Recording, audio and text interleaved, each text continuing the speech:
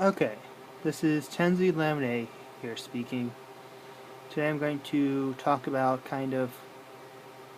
well, explain sort of why I did the video on concept of reality. Why I did it in the manner in which I did, yeah, in which I did it. Essentially, well, first I should talk about the concept of audience. Like, sort of, when you have an audience, or when you are giving a presentation or trying to present an idea, you want to first determine what sort of audience you are dealing with. Because if you don't know your audience, how can you expect them to want to hear your message or even know how to do that? Because every person is going to need a different approach. If you have someone who inherently only listen to things that are screeching and screaming at them, then you want to tailor your thing to that. You want to put your message in such a way that they will understand it, that will like it, or at the very least will listen to it.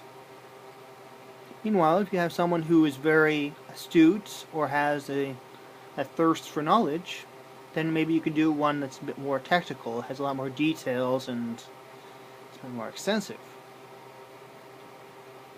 And, well, if you're going with your general population, a lot of times you need to kind of dumb it down a bit. I mean, well, I probably shouldn't say that too much, but in all reality, you need to basically figure out what audience you are dealing with. That is essentially why I chose to do the video on concept reality the way I did it. Creates an open forum so that people can ask questions while still being given kind of the basics, so people have a general backdrop to kind of ask questions from. Things that they wanted more explanation on, things they wanted more just questions they had in general. Sort of why they, just sort of so that then, because if you don't have questions, then how are you supposed to tailor it to your audience? If you don't know what your audience is, basically, as I've said before, you have to know your audience.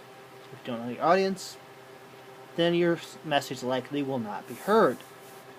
Therefore, yeah, now I'm starting to repeat myself, so here goes. Basically, I did this video expressly for that purpose, so as to determine what my audience is.